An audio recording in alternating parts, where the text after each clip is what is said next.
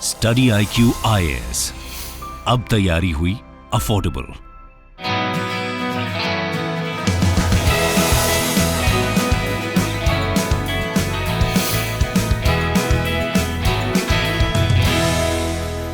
नमस्कार, study IQ IAS में आपका स्वागत है। मैं हूं अमृत उपाध्याय और जैसा कि लगातार वीडियोस में हम बात कर रहे हैं, foundation batch 2 UPSC PT plus mains live foundation batch 2 already announced है। 11 जुलाई से इस बैच में शुरुआत होगी पढ़ाई की और सुबह 8 बजे का ये बैच है। एडमिशन्स ओपन हैं और इसके अलग अलग फीचर्स को हम इसलिए समझने की कोशिश कर रहे हैं अलग अलग लोगों के साथ, ताकि आपको किसी भी तरह का कंफ्यूजन ना हो, आपको पता रहे कि इस कोर्स में एग्जैक्टली आपको क्या मिलने वाला है और किस तरीके के फायदे होने वाले हैं। तो आज मेरे साथ बैकएंड की पूरी टीम को संभालने वाले और उस पर काम करने वाले लोग मौजूद हैं। इनके साथ एक बहुत बड़ी टीम है और मेरे साथ कौन कौन लोग हैं, सबसे पहले उनका परिचय कराऊंगा, फिर उनसे एक एक करके पूछेंगे कि इन फीचर्स को कैसे एग्जीक्यूट किया जा रहा है। ठीक है, सबसे पहले हैं फुरकान, ठीक है, फिर इधर राहुल हैं, यहाँ हैं दिनेश और स्वर्ण। इन चारों लोगों से बातचीत की शुरुआत करते हैं। सबसे पहले फुरकान आपके पास आएंगे और ये जानना चाहते हैं कि इस पूरे कोर्स का शेड्यूल किस तरीके से डिसाइड किया गया है और क्या विजन है। जब हमने पहला बैच लॉन्च किया था, वो स्टडी IQ का फर्स्ट एवर लाइव बैच था। ट्रेमेंडस रिस्पांस मिला हमें, काफ़ी ट्रेमेंडस रिस्पांस। बच्चों ने ज्वाइन किया, सराहा, क्लासेस हुई और इतने ज़्यादा रिक्वेस्ट आ रहे थे। अब क्योंकि बैच क्लोज हो गए थे 25 को, ठीक है, तो अब एक ऑब्वियस डिसीजन ये था कि let's go ahead with the next batch. And इसी को हमने प्लान किया कि जो हमारा सेकंड बैच होगा, इट स्टार्ट फ्रॉम 11 जुलाई और क्लासेस सुबह में होंगी 8 AM। अब क्योंकि ये पूरे 10 महीने का कोर्स है, तो इसको प्लान और डिज़ाइन ऐसे किया गया है कि जितने भी आपके मेजर सब्जेक्ट्स हैं, ज्योग्राफी, पॉलिटी, हिस्ट्री, इकोनॉमी, ये पहले आपके हो जाए, ठीक है, ताकि एक जो कैंडिडेट है he should be confident with his preparation कि यार हाँ, मैंने स्टैटिक में हमारा हो गया है। इसके साथ साथ आपको जो बाकी जो फीचर्स हैं, जो मेरे टीममेट्स यहाँ पे they will explain you, but all in all मैं ये कहूँगा कि जो पूरा शेड्यूल है वो इस तरह से डिज़ाइन किया गया है कि बच्चे के प्री से पहले, मतलब अराउंड 31 मार्च के around he should be done with the GS syllabus. मतलब उसके GS के जो पूरे सिलेबस है वो हो जाए ख़त्म कॉम्प्रिहेंसिवली और वो अपनी प्रिपरेशन पे कॉन्फिडेंट रहे। और तभी तो हम शायद, हमारा जो स्टडी IQ का मेन है कि तैयारी हुई और हुई अफोर्डेबल। तो ये पूरा 10 महीने का कोर्स है आपका, और अगर मैं ये कहूँ कि मैं कब तक देख सकता हूँ, सारे वीडियोस कब तक मेरे लिए एक्सेसिबल रहेंगे? तो जो कोर्स है, ये कोर्स आपके ऐप पे 18 मंथ्स तक अवेलेबल होगा। तो प्री एंड फिर प्री के बाद जो मेंस, तब भी ये कोर्स आपके लिए एक्सेसिबल होगा। आप इसमें वीडियोस देख सकते हैं, मल्टीपल टाइम्स देख सकते हैं, लेक्चर नोट्स, हैंडआउट्स, ये सब चीज़ें हैं। 31 मार्च तक मान लीजिए मेरा कोर्स खत्म हो गया और PT की तैयारी, सामने PT होगा, फिर स्टडी IQ के इस बैच से मुझे क्या प्रॉफिट है फिर?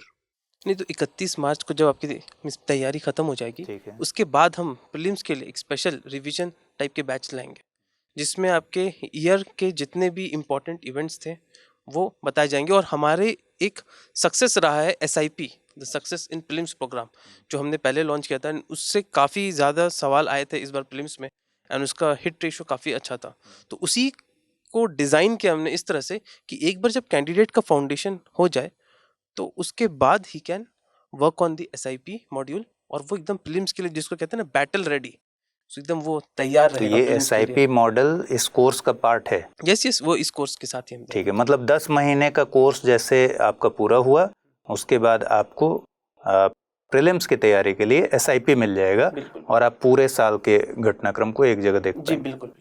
ठीक है, अगर मैं हैंडआउट की बात करूं तो किस तरीके से बन रहे हैं? मुझे सबसे अच्छा फीचर जो इसमें लगता है, चलते हैं स्वर्ण के पास, सबसे अच्छा फीचर मुझे जो लगता है, मैंने देखा भी कि हैंडआउट जो हैंडमेड बना हुआ है वो बहुत शानदार है, खूबसूरत राइटिंग में, और सारे इंपॉर्टेंट पॉइंट्स को इस तरह से क्रक्स उसके नोट किए गए हैं, कीवर्ड्स नोट किए गए हैं। एक सवाल हमेशा बच्चे पूछते हैं कि नोट्स कैसे बनाएं, उसका जवाब भी वो हैंडआउट है। तो सबसे बड़ी बात यह है कि हम प्रॉब्लम क्या सॉल्व कर रहे हैं, कि जब मैं भी तैयारी करता था, सबसे बड़ी प्रॉब्लम ये थी कि मटेरियल बहुत सारा है और उसे कैसे कंसाइज वे में मैं अपने पास रखूं, ये सबसे बड़ी प्रॉब्लम है। फॉर एग्जांपल एनसीईआरटी हैं, बेसिक बुक्स हैं, और वो एक साल में कवर कर पाना ऑलमोस्ट इम्पॉसिबल है अगर आप पढ़ाई लगातार कर रहे हैं तब भी। तो हम क्या कर रहे हैं कि जितना भी मटेरियल रिक्वायर्ड है एग्ज़ाम के पॉइंट ऑफ व्यू से, वो हम सारा आपको एक जगह दे रहे हैं इन द वर्ड फॉर्मेट और द पीडीएफ फॉर्मेट। तो ये तो है हैंडआउट की बात करें जब हैंडआउट से हैंड रिटन की, तो हैंडआउट जो है वो आपको क्लास के पहले मिलेंगे, तो वो कॉम्प्रिहेंसिव होगा उस पर्टिकुलर टॉपिक का। मतलब अगर आपने हैंडआउट पढ़ लिया तो आपको, मुझे नहीं लगता कहीं और किसी सोर्स पर जाने की ज़रूरत है। अब अगर मान लिया आपने वो हैंडआउट पढ़ लिया, तो अब क्वेश्चन ये आता है दिमाग में कि यार जब मैं एग्ज़ाम में जाऊँगा तब क्या मैं इतनी बड़ी बुकलेट पढ़ लूँगा? तब मेरा आंसर है नहीं। तो मैं उसके लिए क्या सॉल्यूशन है मेरे पास? उसके लिए मेरे पास सॉल्यूशन है हैंड रिटन नोट्स। वो जो हैंड रिटन नोट्स हैं, जैसे ही आप एग्ज़ाम के पहले की जो तैयारी है उसमें वो बहुत ज़्यादा बेनिफिशियल होंगे। क्यों? क्योंकि उसमें कीवर्ड्स का कंपाइलेशन है, टोटल जितने भी मेंस के रेलेवेंस पॉइंट्स हैं वो उसमें हैं, रेडी टू रिवीजन है, और इस सब को पढ़ने के बाद आपका जो लर्निंग आउटकम होगी वो बहुत बेहतर होगी, ये हमारा विश्वास है। ठीक है। मतलब दो तरीके के नोट्स आप प्रोवाइड कर रहे हैं। हाँ एक जी। तो हैंड मेड नोट्स हो गए, मैं समझूं कि उसी क्लास के नोट्स हैं ना ये? हाँ, जैसे उसी आज क्लास मैं के। क्लास ले रहा हूँ तो उस क्लास का आप एक हैंडमेड नोट्स देंगे, जैसे बच्चे बनाते हैं, स्टूडेंट्स अपनी कॉपी पे बनाते हैं। तो डेली रिवीजन में भी इसका इस्तेमाल होगा हाँ, फिर? डेली रिवीजन में भी उसका इस्तेमाल होगा। पहले आपने हैंडआउट पढ़ लिया, हैंडआउट के बाद आपने अपनी क्लासेस पढ़ ली, क्लासेस के बाद आपको बार बार उस साइकिल में नहीं जाना, फिर आपको सिर्फ हैंड रिटन नोट्स पढ़ने हैं और वही कीवर्ड्स याद रखने हैं, जिससे आपका जब भी आप एग्जाम में जाएं आपकी रिकॉलिंग कैपेसिटी बढ़ेगी, और उससे आपका जो आप क्वेश्चन सॉल्व करेंगे उनकी जो हिट रेशो है वो भी बढ़ेगा। ठीक है। दिनेश, आपसे अगर मैं बात करूं, एक प्रोग्राम है CAP। सबसे पहले मैं जानना ही चाहता हूं कि CAP प्रोग्राम किस तरीके से डिज़ाइन किया गया है, क्या खासियत है, कितने लोग काम कर रहे हैं इसमें, ठीक है, और कैसे प्रीलिम्स आजकल आयरन गेट है इस पूरे एग्ज़ाम का, ये सब कोई जानता है। तो ये CAP प्रोग्राम किस तरीके से PT क्रैक कराने में मदद करेगी?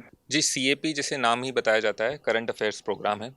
तो करंट अफेयर्स का एग्ज़ाम रिलेवेंस सबसे ज़्यादा हो चुका है। आप देखेंगे कि स्टैटिक सिलेबस और करंट अफेयर्स दोनों में एक पैरिटी लेकर चलना बहुत इंपॉर्टेंट है। तो अगर हम पिछले 10 साल का पेपर प्रीलिम्स का भी देखें और इनफैक्ट मेंस का भी देखें, तो उसमें 50% जो है अब एक बैलेंस UPSC ने क्रिएट किया है। हम देख सकते हैं कि धीरे से उन्होंने करंट अफेयर्स का जो तरीके का क्वेश्चन पूछ रहे हैं वो डायरेक्ट करंट अफेयर्स भी पूछ रहे हैं, at the same time current affairs applied in static syllabus. तो ये दो तरीके के क्वेश्चंस आजकल पूछे जाते हैं। तो इवन दो आपको स्टैटिक सिलेबस हम कवर करके दे रहे हैं, अगर आप करंट अफेयर्स नहीं पढ़ पाएंगे तो फिर आप जो है पूरा आपकी तैयारी कंप्लीट नहीं होगी। तो इसलिए जो है हमारी पूरी टीम है अराउंड 18 से 20 लोगों की, जो मल्टीपल सोर्सेज को कवर करके उनका जो है डेली बेसिस पे हम आर्टिकल स्कोर्स करते हैं, पता करते हैं कि कौन से इंपॉर्टेंट आर्टिकल्स हैं, कौन से एग्जाम रेलेवेंट आर्टिकल्स हैं, और फिर उसके जो है हम समरी बनाते हैं और उसके बाद इसको जो है इन अ कंप्लीट एंड कॉम्प्रिहेंसिव वे हम उनको प्रोवाइड करते हैं। तो करंट अफेयर्स प्रोग्राम में हम जो है हमारा प्राइमरी फोकस जो है जो मोस्ट इम्पॉर्टेंट न्यूज़पेपर्स हैं, जैसे द हिंदू हो गया, इंडियन एक्सप्रेस हो गया, अब उनमें जो भी स्पेसिफिक चीज़ें आती हैं, जैसे टेक्स्ट एंड कॉन्टेक्स्ट वाला सेक्शन है, इंडियन एक्सप्रेस एक्सप्लेन्ड सेक्शन है, तो इस पे हम ज़्यादा फोकस करते हैं। At the same time editorial भी जो है हम इनमें काफ़ी कॉम्प्रिहेंसिवली कवर करते हैं। एक बहुत ही अच्छा फीचर करंट अफेयर्स प्रोग्राम में ये है कि हम इसको एक एग्जाम्पल ड्रिवन अप्रोच में भी लेके चल रहे हैं। ओके। जैसे आप देखेंगे मेंस लिखने वक्त आखिर में लोगों को लगता है कि हम इसमें एग्जाम्पल्स क्या करें, गवर्नेंस का कोई एग्जाम्पल नहीं समझ में आ रहा है कि क्या डालें। आपने करंट अफेयर्स इशू बेस तो पढ़ लिया है, मगर एग्जाम्पल्स जब तक आप ऐड नहीं करोगे तब तक आपके मेंस के आंसर्स में मार्क्स नहीं बढ़ेंगे। तो हमने जो एक एग्जाम्पल सेक्शन उस पर डाला है। फिर उसके बाद एक और सेक्शन हमने क्रिएट किया है कॉन्सेप्चुअल IQ, जिसमें अब हम जैसे फर्स्ट टाइमर्स तैयारी कर रहे हैं स्टैटिक सिलेबस का, बट हो सकता है कि हम पॉलिटी से स्टार्ट कर रहे हों और हमारा जो करंट अफेयर्स आर्टिकल इकोनॉमी का आ रहा होगा। तो अब जो है स्टूडेंट को एक प्रॉब्लम फेस होगा इनिशियली कि वो जो है इकोनॉमी का जब तक उनका सिलेबस कंप्लीट नहीं हुआ है तो कैसे कवर करेंगे इस टॉपिक को। तो इसके लिए हमने कंसेप्चुअल IQ का एक पार्ट दिया है, जिसमें हम थोड़ा सा स्टैटिक सिलेबस भी जितना रेलेवेंट है उतना हम प्रोवाइड करते हैं। रही बात डिलीवरी ऑफ प्रोडक्ट की, तो हम इसको दो तरीके से कर रहे हैं। एक है जो हम उनको हैंडआउट्स दे रहे हैं, जो करंट अफेयर्स के आर्टिकल्स हैं इसको भी हमने 2 पार्ट में डिवाइड कर लिया है कि मेंस ओरिएंटेड आर्टिकल्स कौन से हैं और प्रीलिम्स ओरिएंटेड आर्टिकल्स कौन से ठीक हैं। है। एट द सेम टाइम हम इसको वीडियो लेक्चर के फॉर्मेट में भी बता रहे हैं। तो जो हमारी फैकल्टी है वो डेली बेसिस पे आपको जो करंट अफेयर्स है उसको सब्जेक्ट कॉन्टेक्स्ट पे रख के आपको समझाएंगे, जिससे आपकी अंडरस्टैंडिंग बढ़ेगी। फ्रॉम डे वन इटसेल्फ आपको करंट अफेयर्स को कैसे अप्रोच करना है, आपको नोट्स हम प्रोवाइड कर रहे हैं और इसका कंपाइलेशन भी हम जो है मैगजीन के फॉर्म में इन फ्यूचर अभी हम प्रोवाइड करेंगे, जिससे आपकी पूरी तैयारी कंप्लीट हो जाएगी करंट अफेयर्स के मॉड्यूल में। ठीक है। बतौर स्टूडेंट एक तो टाइम मैनेजमेंट एक बड़ा इशू है, फिर ऐसे में लगता है कि क्यों ना 1 महीने का कि मैगजीन ही पढ़ लें। जी, मैगजीन में सारे इन्फॉर्मेशंस तो जी, आते ही जी। हैं। दूसरा, मैं कैप में देख रहा था कि कैटेगराइजेशन पर बहुत ज़्यादा वो दिया गया है, फोकस किया गया है, जैसे किस पर्टिकुलर पेपर से है, मेंस में भी कहाँ पर इम्पोर्टेंस है, तो इसकी डिज़ाइनिंग किस तरीके से फ़ायदेमंद होगी? देखिए आजकल जो क्वेश्चंस कमीशन पूछ रही है वो काफ़ी डायनामिक हो गई है। अगर आप देखोगे अर्बनाइजेशन का जो क्वेश्चन है, टॉपिक है, फॉर एग्जांपल अगर कोई स्कीम है आवास योजना ज्योग्राफिकल एंगल से भी पूछा जा सकता है, इकोनॉमिकल एंगल से भी पूछा जा सकता है और फॉर दैट मैटर गवर्नेंस के एंगल से भी पूछा जा सकता है। तो जब हम ये टॉपिक सेलेक्ट करते हैं, अगर इस पे कोई आर्टिकल आता है तो हम डिटेल में बता देते हैं कि ये जो टॉपिक है, ये इशू जो है, ये कहाँ कहाँ आप अप्लाई कर सकते हैं। क्योंकि जब तक आप इंटर रिलेट करके किसी टॉपिक को नहीं समझेंगे, किसी टॉपिक की अंडरस्टैंडिंग आपकी तब तक आपकी वाइड नहीं होगी। तो आपको करंट अफेयर्स जो है दोनों एंगल से पढ़ना है। एक बर्ड्स आई व्यू चाहिए जिसमें आप एक टॉपिक को हर जगह कनेक्ट कर सकते हैं। At the same time micro level understanding भी होनी चाहिए, जिससे आप जो है स्पेसिफिक क्वेश्चन अगर आते हैं किसी स्कीम का या किसी इशू का, उसको आप टैकल कर सकते हैं। तो ये रही बात कि हमने किस तरीके से कैटेगराइजेशन हैंडल किया है। दूसरी बात ये है कि हमने इसकी कवरेज कैसे की है। देखिए मैगजीन पढ़ना अब जो है वो ट्रेंड से बाहर की तरफ जा रहा है। Magazine can be a revision module, but उसके बेसिस पे आप कभी भी जो है रिलाई नहीं कर सकते हैं। मैगजीन पढ़ के एग्ज़ाम क्लियर करने का दौर जो है वो ऑलमोस्ट छूट गया है, ख़त्म हो चुका है। यूपीएससी चाहती है कि स्टूडेंट्स एवरी डे एफर्ट लगाएं और हिंदू एटलीस्ट एक पेपर रीड करें। तो इसमें दो फ़ायदे होते हैं। एक, जब आप हिंदू के आर्टिकल्स पढ़ते हैं या इंडियन एक्सप्रेस, कोई भी एक न्यूज़पेपर आप पढ़िए, इससे आपकी जो है कॉम्प्रिहेंशन की जो एबिलिटी है वो इंक्रीज़ होती है। आपका जो रिक्वायर्ड लैंग्वेज स्किल है वो डेवलप होता है। एट द सेम टाइम आप ज़्यादा टाइम जो है, स्टूडेंट्स ये भी लगते हैं कि मुझे 2 घंटे लग रहे हैं हिंदू के नोट्स बनाने के लिए। तो ये जितने प्रॉब्लम्स हैं ये हम सॉल्व कर दे रहे हैं आपके लिए। तो टॉपिक की अंडरस्टैंडिंग हमारी फैकल्टी प्रोवाइड करेगी, नोट्स हम प्रोवाइड करेंगे। आपको सिर्फ जो है एक बार for the sake of self fulfilment कि आपने जो है लैंग्वेज को रीड किया है, आपने न्यूज़ को कॉन्टेक्स्ट में समझा है, इसलिए आप एक न्यूज़पेपर, हम तो सजेस्ट करेंगे कि आप कोई एक न्यूज़पेपर आपको जो अच्छा लगता है वो आप रीड करिए। और रही बात डिलीवरी और कंप्लीशन ऑफ प्रोग्राम की, करंट अफेयर्स प्रोग्राम में आपको जो है पूरा योजना, कुरुक्षेत्र, ऑल इंडिया न्यूज़ और पीआईबी, इसमें से भी जो जो इम्पोर्टेंट टॉपिक्स हैं वो हम कवर करेंगे। तो आपको एक्सपेंशन ऑफ कवरेज की चिंता ना करें, आप एक न्यूज़पेपर पढ़ें, उससे आपकी लैंग्वेज और कॉम्प्रिहेंशन स्किल को इम्प्रूव करें। और सीरीज़ में जितने भी वीडियोस आ रहे हैं डेली बेसिस पे, आप उसको 45 मिनट्स का हमारा एक लेक्चर वीडियो होता है, तो उसको आप अटेंड करें और उसका नोट्स रिवाइज करें। That will be more than enough. ठीक है। राहुल, जब बात पीटी की करेंगे तो सबसे ज़्यादा ज़रूरी है एमसीक्यू पर बात करना, और एमसीक्यू सीरीज़ को लेकर बहुत सारे कमिटमेंट्स हैं। प्रीलिम्स को लेकर मैं देख रहा हूँ वीकली टेस्ट सीरीज़ की भी बात है। ये पूरा आप प्रोसेस समझाइए और क्या इम्पोर्टेंस है इस पूरे डिज़ाइनिंग का, ये भी बताइए। जी, थैंक यू। मैं पूरा प्रोसेस एमसीक्यू का एक बार बताने से पहले मैं हमारी ऑडियंस को और जो स्टूडेंट्स हमें देख रहे हैं मैं उनको बताना चाहूँगा कि जो हमारा बैच 1 था उसको जिन लोगों ने ज्वाइन किया है, हमें ज्वाइन करने वाला बच्चा जम्मू कश्मीर से भी था, हमें तमिलनाडु, केरला, अंडमान से बच्चों ने ज्वाइन किया है, हमें बच्चों ने राजस्थान से ज्वाइन किया हुआ है, हमें बच्चों ने इंडिया बांग्लादेश बॉर्डर पे, जिसको हम लोग जानते नहीं है, वहाँ से ज्वाइन किया हुआ है, त्रिपुरा से ज्वाइन किया हुआ है।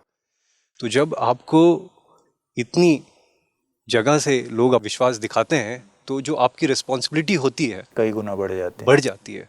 और जैसा कि फुरकान ने कहा, और वो हमारी जो रिस्पॉन्सिबिलिटी आती है, जैसा फुरकान बता रहे थे कि उनको बैटल रेडी रखना है हमें। तो जो ये हमारा एमसीक्यू है वो बच्चों को बैटल रेडी रखने के लिए है। अगर प्रीलिम्स नहीं हुआ तो आपका सारा एफर्ट जो है चला जाता है। तो जब बच्चे तैयारी करते हैं तो उसमें क्या होता है, बच्चे रीड करते हैं, रिवाइज करते हैं और उसे रिटेन करते हैं। लेकिन इस दौरान जो एक चीज़ छूट जाती है वो होती है conceptual clarity. Conceptual clarity develop नहीं हो पाती है, बच्चों को ऐसा लगता है वो पढ़ रहे हैं, लेकिन कई बार ऐसा होता है कि जो छोटे छोटे पॉइंट्स होते हैं, जैसा कि यूपीएससी कीवर्ड्स के साथ खेलती है, बच्चे समझ रहे होंगे जो चीज़ देख रहे हैं, एंड के साथ, ओनली के साथ, ऑलवेज के साथ, तो ये जो सारी चीज़ें हैं ये हमारा जो एमसीक्यू मॉड्यूल है उसमें सॉल्व होंगी। जैसा फुरकान ने कहा हमारे पे सक्सेस इन प्रीलिम्स है, स्वर्ण जो भी हमारा सारे हम पीडीएफ दे रहे हैं, पीपीटी दे रहे हैं, हैंड रिटन नोट्स दे रहे हैं, और जो हमारा कैप जा रहा है, आप उसे पढ़ तो रहे हैं, आप उसे देख तो रहे हैं, लेकिन आप उसमें से क्लैरिटी कितना ले रहे हैं, उस चीज़ के लिए जो है हमने हमारा एमसीक्यू लॉन्च किया हुआ है। तो एमसीक्यू एक कंसेप्चुअल क्लैरिटी देगा, एक एग्ज़ाम का ओरिएंटेशन देगा, और सबसे महत्वपूर्ण चीज़ ये जो है आपका हिट रेशियो बढ़ाएगा।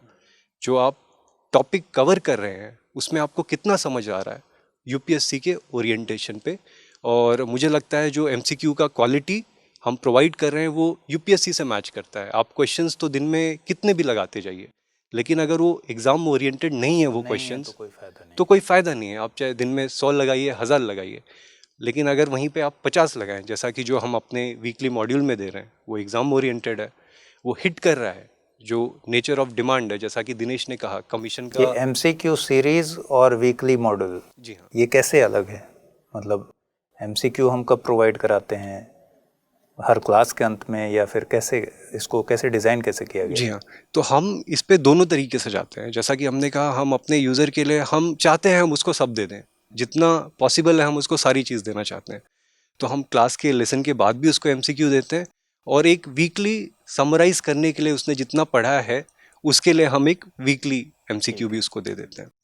तो और इससे हमें पूरा विश्वास है कि जो हमारे स्टूडेंट्स हैं जिन्होंने हमें ज्वाइन किया हुआ है, उनकी कंसेप्चुअल क्लैरिटी बढ़ेगी, उनका हिट रेशियो होगा, और मुझे पूरा यकीन है कि जब प्रीलिम्स के रिजल्ट्स आएंगे तो जो हमारा एमसीक्यू सेक्शन है उसमें जो विद्यार्थी हैं उसको बहुत बड़ा श्रेय जो है वो इस मॉड्यूल को देंगे जो हमारा एमसीक्यू है।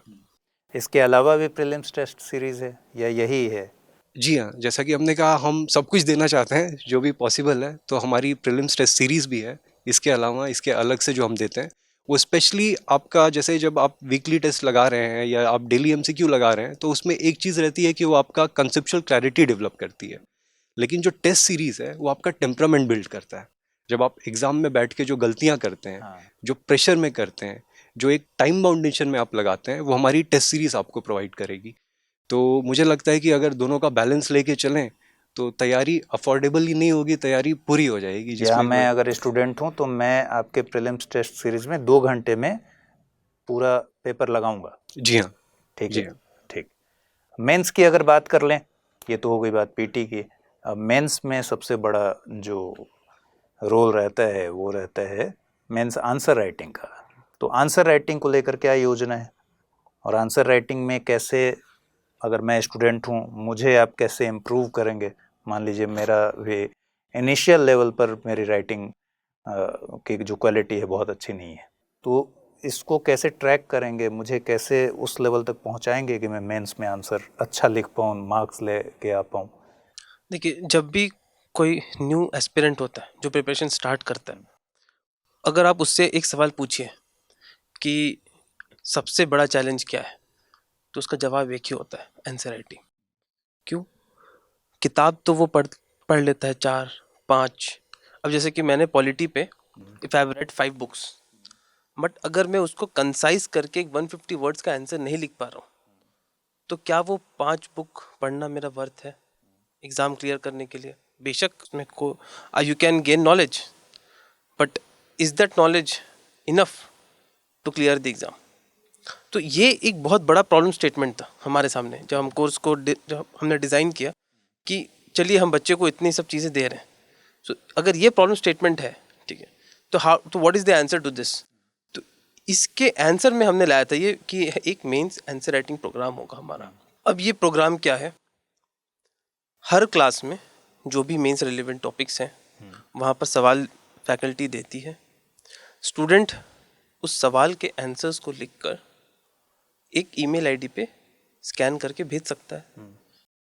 हमारी टीम, पूरी रिसर्च टीम बैठी हुई है, वो क्या करती है कि उस आंसर को चेक करती है और फिर इवैल्यूएट करती है, और फिर उस बच्चे को एक पर्सनलाइज फीडबैक देती है कि देखो जैसे तुमने इंट्रोडक्शन में क्या इश्यूज थे तुम्हारे, या बॉडी में क्या मिसिंग पार्ट्स थे, अंडरस्टैंडिंग क्या थी क्वेश्चन की, ठीक है, क्या वे फॉरवर्ड लिखा जा सकता था उसमें, पर इस तरह के पर्सनलाइज फीडबैक देते हैं बच्चों को, ठीक है। इसके अलावा बच्चे अपने मेंटर्स को भी अप्रोच कर सकते हैं कि सर ये सवाल के बारे में, ताकि बच्चे को एक 360 डिग्री अप्रोच फीडबैक मिले मेंटर से, रिव्यूअर से, ठीक है। एंड धीरे धीरे जो है उसके स्किल को ट्रैक किया जाएगा कि वो कैसा लिख रहा है, क्या उसमें इम्प्रूवमेंट है नहीं, जिस जिस तरह की इम्प्रूवमेंट है।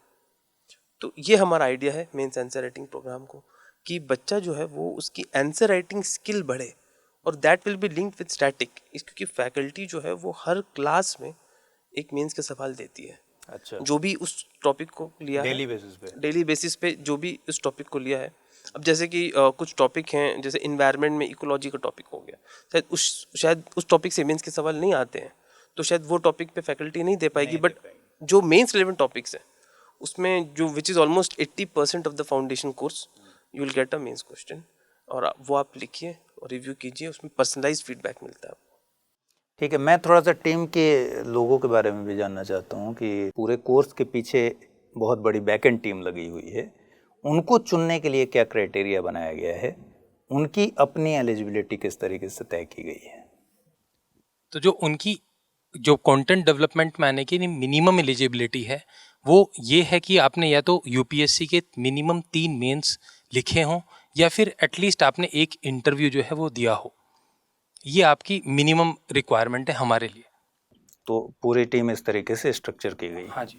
ठीक है दिनेश, एक बात जो मैंने फैकल्टी से पूछी थी कि आज के दौर में जो मैं देख रहा हूँ ट्रेंड जिस तरीके से चेंज हो रहे हैं, क्या आपके पास, आपकी टीम के पास ट्रेंड को लेकर भी एनालिसिस है कि ट्रेंड एनालिसिस करके चीज़ें तैयार हो रही हैं, या फिर कई बार ये शिकायतें भी रहती हैं कि 4-5 साल से एक ही ढर्रे पर पढ़ाई हो रही है लेकिन ट्रेंड तो लगातार बदलता जा रहा है? जी देखिए, दो तरीके का अप्रोच हमने यहाँ में किया है with respect to current affairs, और फॉर दैट मैटर बाकी जितने भी हमने प्रोग्राम्स जो अटैच्ड हैं लाइव कोर्स के साथ। एक होता है कि यूपीएससी बोलते हैं अनप्रिडिक्टेबल पब्लिक सर्विस कमीशन है, तो ये एक होता है कि आप जो है हम ये नहीं गारंटी दे सकते हैं कि 100 में से 100 क्वेश्चन हमारे यहाँ से आएंगे, बट हम ये कोशिश कर रहे हैं पूरी तरीके से कि जो इम्पोर्टेंट क्वेश्चन का ट्रेंड है उसको हम फॉलो कर रहे हैं।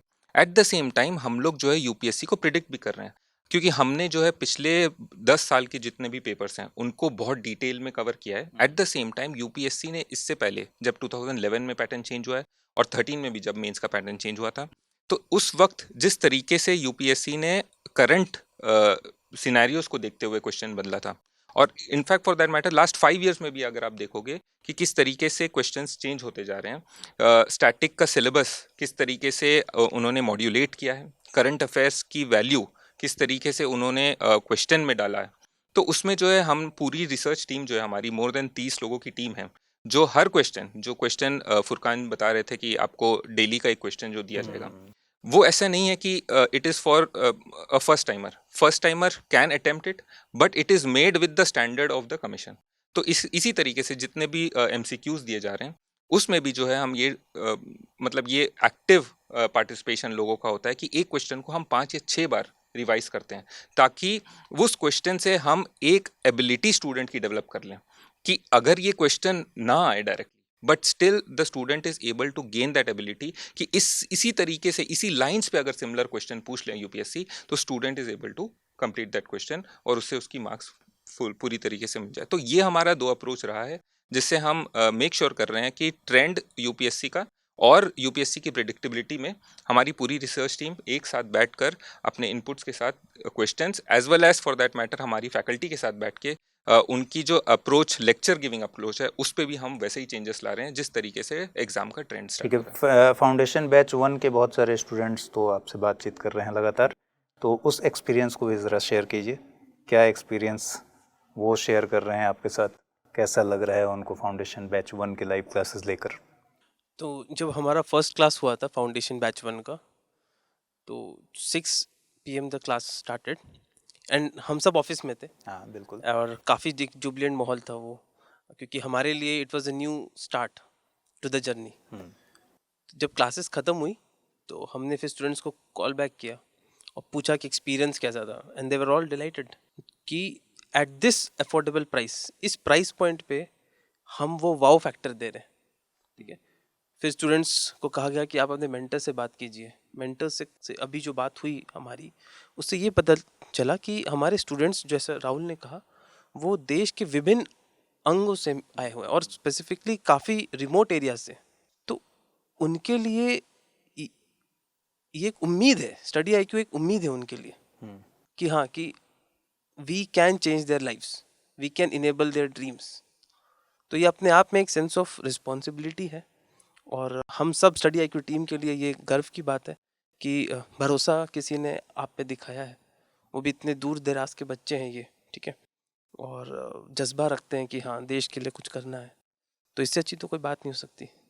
ठीक है, मेंटोरशिप प्रोग्राम का जिक्र आ गया, तो मेंटोरशिप प्रोग्राम पर हालांकि आपसे विस्तार से बात हुई है, लेकिन फिर भी मैं चाहूँगा इस वीडियो में भी कि थोड़ा मेंटोरशिप प्रोग्राम को समझें, कैसे डिज़ाइन किया गया है इसे। देखिए, मेंटरशिप की ज़रूरत क्यों पड़ती है, इसको अंडरस्टैंड करना बहुत इंपॉर्टेंट है। जैसे एक स्टूडेंट जब तैयारी करने की फेज़ पे आता है, तो वो एक जर्नी पे मतलब अपने आप को एक जर्नी में डालता है, जिसकी ग्रेटिफिकेशन या सफलता जो है आपको 1.5 साल बाद ही पता चलती है। तो इस पे एक चीज़ होता है कि हाँ, आप एक सब्जेक्ट की तैयारी करते हैं, फिर आपको नोट्स दे दिया जाता है, आपको MCQs दे दिया जाता है, मगर इसके बावजूद आपको एक दोस्त, एक सारथी की ज़रूरत होती है जो आपको सही डायरेक्शन पे ले जाए। आपको बहुत सारे प्रॉब्लम्स फेस करने पड़ेंगे। हो सकता है आपको एकेडमिक प्रॉब्लम्स फेस करने हो, जैसे आर्ट्स के बच्चे हैं उनको CSAT नहीं समझ में आता है, जो इंजीनियरिंग के स्टूडेंट हैं उनको जो है सोसाइटी के नुआंसेस नहीं समझ में आते हैं, पॉलिटी के मतलब लीगल लैंग्वेज नहीं समझ में आता है। तो इस तरीके से बहुत सारे प्रॉब्लम्स आप फेस करेंगे और ये सारे प्रॉब्लम्स फेस करने वक्त जो है आपको जो सोल्यूशन है वो फैकल्टी तो प्रोवाइड करेगी, but at the same time एक मेंटर ऐसा होता है जिन्होंने ये सारे प्रॉब्लम्स खुद फेस किए हैं, तो वो आपको एक सही डायरेक्शन में बता देंगे ताकि आपका सोल्यूशन जो है वो डे 1 में प्रोवाइड कर दें। तो मेंटरशिप जो है हम फर्स्ट टाइम कर रहे हैं 1-to-1 मेंटरशिप, जिसमें आपको हर स्टूडेंट को एक मेंटर प्रोवाइड कर दिया जाएगा, जिसमें आप उनको जो है एनी टाइम एक डेमोक्रेटिक तरीके से आप उनको एक मतलब मल्टी चैनल वे में कम्युनिकेट कर सकते हैं। आप उनको मेल कर सकते हैं, व्हाट्सएप कर सकते हैं, कॉल कर सकते हैं और फिर उनसे जो है एक टाइम ले सकते हैं स्लॉट, जिसमें आप डिटेल में आप जितने भी प्रॉब्लम्स फेस करते हैं ऑन अ डेली बेसिस वो आप उनके साथ डिस्कस कर सकते हैं। अब रही बात प्रॉब्लम्स की, अब प्रॉब्लम स्टूडेंट्स को जैसे मैंने बताया, एक है एकेडमिक प्रॉब्लम कि आपको किसी सब्जेक्ट की अंडरस्टैंडिंग में कमी आ रही है, फिर आपको जो है नॉन एकेडमिक प्रॉब्लम्स भी बहुत होती हैं, जैसे आपको फाइनेंशियल प्रॉब्लम्स फेस कर रहे हैं, सोसाइटल प्रॉब्लम्स फेस करना पड़ता है और जो है आपको मेंटल प्रॉब्लम्स भी फेस करना पड़ेगा, because you have to keep your self motivated till you have cleared your interview. तो ये एक बहुत बड़ा प्रेशर होता है। तो ये प्रेशर को फेस करने के लिए आपको एक फ्रेंड, एक गाइड और एक मेंटर की ज़रूरत पड़ती है। तो ये जो है हम पर्सनलाइज तरीके से आप हर स्टूडेंट को हम प्रोवाइड कर रहे हैं। इसके बावजूद जो है हम एक ग्रुप मेंटरिंग सेशन भी करते हैं, जिसमें आपको जो है रिटायर्ड ब्यूरोक्रेट आएंगे और वो भी आपको जो है एक पर्पस प्रोवाइड करेंगे। जब वो अपना व्यू पॉइंट रखेंगे और वो अपना एक्सपीरियंस शेयर करेंगे, तो आपको खुद समझ में आएगा कि जो जर्नी में आप गए हो 1.5 साल या 2 साल के लिए, जिस तरीके से आप एक पर्पस ड्रिवन अप्रोच में आप जो है देश की सेवा करना चाहते हो, तो आप एंड में जब आप एक ब्यूरोक्रेट बनोगे, एक IAS ऑफिसर बनोगे, तो आप क्या क्या प्रॉब्लम्स सॉल्व करोगे, क्या क्या सोसाइटल प्रॉब्लम्स, इकोनॉमिकल प्रॉब्लम्स, ये सारे प्रॉब्लम्स जब आप सॉल्व करोगे तो आपको लगेगा कि ये जो मैं आज हार्डशिप कर रहा हूँ ये एक वर्थ इट है। तो ये चीज़ हम आपको ग्रुप मेंटरशिप सेशंस में प्रोवाइड करेंगे। तो इस तरीके से आपको एक कंप्लीट मेंटरशिप प्रोग्राम के थ्रू आपको हम गाइड करेंगे ताकि आप वो सारी गलतियां ना करें, आपका जो प्रिपरेशन है वो डिरेल ना हो और आपका जो है सक्सेस रेट ये इम्प्रूव हो जाए। चलिए, एक अंतिम सवाल राहुल आपसे जानना चाहते हैं, हालांकि जवाब इसका फुरकान ने थोड़ा बहुत दे दिया था, कि मैं एक लाइव क्लास में स्टूडेंट हूँ, ठीक है, मैंने एडमिशन लिया है और 8 बजे किसी वजह से मैं क्लास नहीं कर पाता हूँ सुबह सुबह, तो फिर वो क्लासेस मुझे कैसे मिलेंगी और कब मिलेंगी, इस बारे में बता दीजिए। इसको मैं पहले उत्तर दूं तो इसके पहले एक छोटी सी चीज़ जिस पे दिनेश कह रहे थे उसी पे मैं थोड़ा सा कंटिन्यू कर दूं कि जब महाभारत का युद्ध चल रहा था तो अर्जुन और दुर्योधन, जय और पराजय के बीच में जो अंतर था वो एक मेंटर का ही था। और वो मेंटरशिप जो हम दे रहे हैं वो एक प्रोत्साहन है। जब बच्चा अधर में है, जब उसे कुछ समझ में नहीं आ रहा है, नहीं सूझ रहा है, तो उसके पास हमने मेंटर का सपोर्ट दिया हुआ है, और मुझे लगता है कि ये बहुत कारगर होगा, ये बहुत मदद करेगा उसकी इस जर्नी में। दूसरी चीज़, जैसा किसी कारणवश अगर वो बच्चा अपनी क्लास मिस कर देता है या छूट जाती है, तो हमने जो है रिकॉर्डेड क्लासेस, जो हमारी लाइव क्लासेस हो रही हैं, वो हमने हमारी ऐप पे भी डाली हैं और उसे हम वेब पे भी डाली हैं। तो अगर उसने हमारा कोर्स लिया हुआ है तो वो हमारे उस रिकॉर्डेड लेक्चर को जो उसका मिस हुआ है, किसी भी समय, किसी भी दिन और कितनी भी बार वो जाके, चाहे उसके पास वेब का एक्सेस हो तो वेब पे या ऐप पे, कहीं से भी अपनी सुविधा अनुसार देख सकता है। चलिए, तो ये पूरी बैकएंड टीम से मुलाकात हुई। फिर मैं कहूँगा ये पूरी टीम नहीं है, क्योंकि जब भी हम लोग कोई वीडियो इस तरह का बना रहे होते हैं कि आपको पूरी बात पता चल जाए, एक एक फीचर से आपको कोई कन्फ्यूज़न ना हो, क्योंकि आपके बहुत सारे ऐसे सवाल आ रहे हैं जिसमें लगता है कि आपके पास पूरी जानकारी होनी चाहिए, कहीं से भी रत्ती भर कोई कन्फ्यूज़न नहीं होना चाहिए इस बैच में एडमिशन लेने के पहले। तो एट द सेम टाइम बहुत सारे लोग हमारे वो काम कर रहे होते हैं जिनको डिस्टर्ब नहीं किया जा सकता, इसलिए हम लोग 4-4, 5-5 इस तरीके से लोगों के साथ डिस्कस कर रहे हैं। उम्मीद है आपको सारे फीचर्स ठीक से समझ में आए होंगे और ये भी समझ में आया होगा कि किस तरीके से साइंटिफिकली और एक वेल स्ट्रक्चर्ड मैनर में इसे डिज़ाइन किया गया है, ताकि आपको कहीं से भी कोई दिक्कत ना आए और अंत तक ये साथ बना रहे। जैसे आप लाइव फाउंडेशन बैच 2 में या 1 में जब एडमिशन ले रहे हैं, अब दूसरा बैच 11 जुलाई से शुरू हो गया है और शुरू होने वाला है, एडमिशन्स ओपन है, पहला बैच फुल हो चुका है तो उसके एडमिशन्स क्लोज करने पड़े हैं। तो ऐसा ना हो कि आपने कोर्स किया और फिर स्टडी IQ की रिस्पॉन्सिबिलिटी खत्म हो गई, बल्कि आपको उस मुकाम तक पहुंचाकर, आपका एग्ज़ाम निकलवा कर, वो रिस्पॉन्सिबिलिटी ये पूरी टीम निभा रही है। तो इस वीडियो से उम्मीद है आपको बहुत कुछ मिलेगा। फिलहाल इस वीडियो में इतना ही। नमस्कार, खूब अच्छे से पढ़ाई कीजिए, अपना ध्यान रखिए। स्टडी IQ IAS, अब तैयारी हुई अफोर्डेबल।